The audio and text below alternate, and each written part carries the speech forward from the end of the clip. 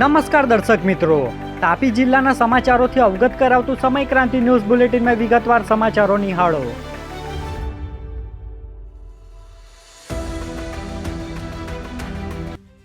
ઉચ્છલના માણેકપુર પાસે luxury bus પલટી, 7 મુસાફરોને ઈજાઓ પહોંચી.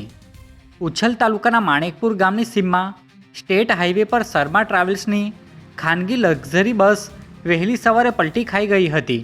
અકસ્માતમાં બસમાં સવાર 7 જેટલા મુસાફરોને નાની મોટી ઈજાઓ પહોંચી હતી. અકસ્માત બાદ બસ ચાલક સ્થળ પરથી ફરાર થઈ ગયો હતો. ઈજાગ્રસ્ત મુસાફરની ફરિયાદના આધારે ઉચ્છલ પોલીસે અજાણ્યા બસ ચાલક વિરુદ્ધ ગુનો નોંધી વધુ તપાસ હાથ ધરી છે. ઉચ્છલના પેથાપુરમાં ગરનાળું ધોવાતા 15થી 20 ખેડૂતો મુશ્કેલીમાં, તંત્ર સામે રોષ. ઉચ્છલ તાલુકાના પેથાપુર ગામે ગરનાળું ધોવાઈ જતા આશરે 15થી 20 ખેડૂતોને ખેતર સુધી પહોંચવા અને માલ સામાનની અવરજવરમાં ભારે મુશ્કેલી પડી રહી છે. ખેડૂતોનો આક્ષેપ છે કે દર વર્ષે ચોમાસામાં આ સમસ્યા સર્જાય છે અને તેઓ સ્વખર્ચે પૂરણ કરાવતા આવ્યા છે. આ મામલે તાલુકા વિકાસ અધિકારીએ સ્થળ નિરીક્ષણ બાદ તાત્કાલિક પૂરણ કરી રસ્તાની સમસ્યાનું નિરાકરણ લાવવાની ખાતરી આપી હતી હોવાનું જાણવા મળ્યું છે. ઉકાઈ તાલુકાના ઝરિયાંબા ગામે કલેક્ટરનું નિરીક્ષણ, શાળા આંગણવાડીની કામગીરીને ચકાસી. તાપી જિલ્લા કલેક્ટર દેવ ચૌધરીએ ઉકાઈ તાલુકાના ઝરિયાંબા ગામની મુલાકાત લઈ ગ્રામ પંચાયતની કામગીરી, સરકારી યોજનાઓના અમલીકરણ અને દસ્તાવેજોની સમીક્ષા કરી હતી.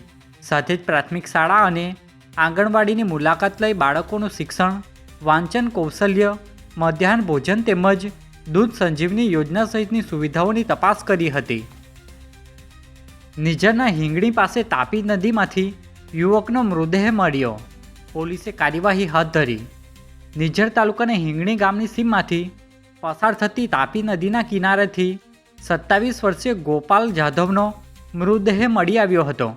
પ્રાથમિક માહિતી મુજબ તેઓ પ્રકાશા મંદિરની દક્ષિણ દિશામાં તાપી નદીના ઊંડા પાણીમાં ડૂબી ગયા હતા. મૃતદેહ મળતા પોલીસે ગણેશભાઈની ફરિયાદના આધારે ગુનો દાખલ કરી આગળની તપાસ અને કાયદેસરની કાર્યવાહી હાથ ધરી છે. વ્યારાના કપણવડના આવાસ લાભાર્થીઓ ત્રીજા હપ્તાથી વંચિત, ડીડીઓને રજૂઆત.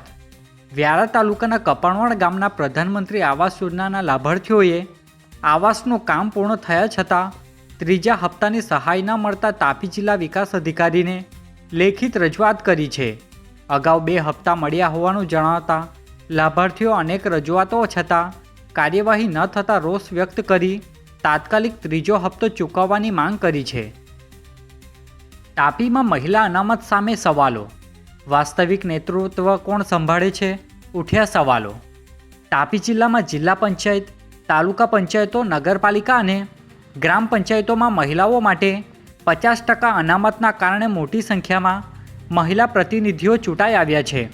જો કે કેટલાક વિસ્તારોમાં ચૂંટાયેલી મહિલા પ્રતિનિધિઓના બદલે તેમના પરિવારના સભ્યો વહીવટ કામગીરીમાં સક્રિય હોવાના આક્ષેપો ચર્ચામાં છે. બીજી તરફ જિલ્લામાં અનેક મહિલા પ્રતિનિધિઓ પોતાની જવાબદારીઓ સ્વતંત્ર રીતે અને અસરકારક રીતે નિભાવી રહ્યા છે. જ્યાં આવા આક્ષેપો સામે આવ્યા છે ત્યાં યોગ્ય સમીક્ષા કરી મહિલા અનામતનો મૂળ હેતુ જળવાઈ રહે તે માટે જરૂરી કાર્યવાહી કરવાની માંગ ઉઠી રહી છે. ઉકાઈના ગુણસદા પાસે કારની ટક્કરે બાઇક ચાલક ઇજાગ્રસ્ત, કાર ચાલક સામે ગુનો નોંધાયો. ઉકાઈ નજીક ગુણસદા ગામની સીમમાં કાર અને મોટરસાઇકલ વચ્ચે અકસ્માત સર્જાતા બાઇક ચાલક ઇનેશભાઈ ગામિત ઇજાગ્રસ્ત થયા હતા. અકસ્માતમાં તેમને જમણા ખભા તેમજ પગના ભાગે ઈજાઓ પહોંચતા સારવાર માટે હોસ્પિટલમાં ખસેડવામાં આવ્યા હતા. બનાવ અંગે પોલીસે તપાસ હાથ ધરી કારના ચાલક સામે ગુનો નોંધી આગળની કાર્યવાહી શરૂ કરી છે. વાલોડના ગોલાણ ગામે સ્વચ્છતા પ્રકલ્પોનું જિલ્લા ગ્રામ વિકાસ એજન્સીના નિયામક દ્વારા નિરીક્ષણ. વાલોડ તાલુકાના ગોલાણ ગામે જિલ્લા ગ્રામ વિકાસ એજન્સીના નિયામક ધારાબેન ભાલારાએ ઘન પ્રવાહી કચરા વ્યવસ્થાપન, સામૂહિક શૌચાલય અને શોકપીટ સહિત વિવિધ સ્વચ્છતાલક્ષી પ્રકલ્પોની મુલાકાત લઈ નિરીક્ષણ કર્યું હતું. તેમણે સ્વચ્છતા સુવિધાઓના અસરકારક ઉપયોગ અને ગામને ODF પ્લસ મોડેલ તરફ આગળ ધપાવવા તાલુકાની ટીમને જરૂરી માર્ગદર્શન આપવામાં આવ્યું હતું. આજે બુલેટિનમાં બસ આટલું જ અને સમય ક્રાંતિ ન્યૂઝ ચેનલને લાઇક શેર કોમેન્ટ્સ અને સબસ્ક્રાઇબ અવશ્ય કરી લેશો, જેથી કરી તમને તાપી જિલ્લાના સમાચારોની અપડેટ મળતી રહે અને મને રજા આપશો. આભાર. જય હિન્દ, જય ભારત.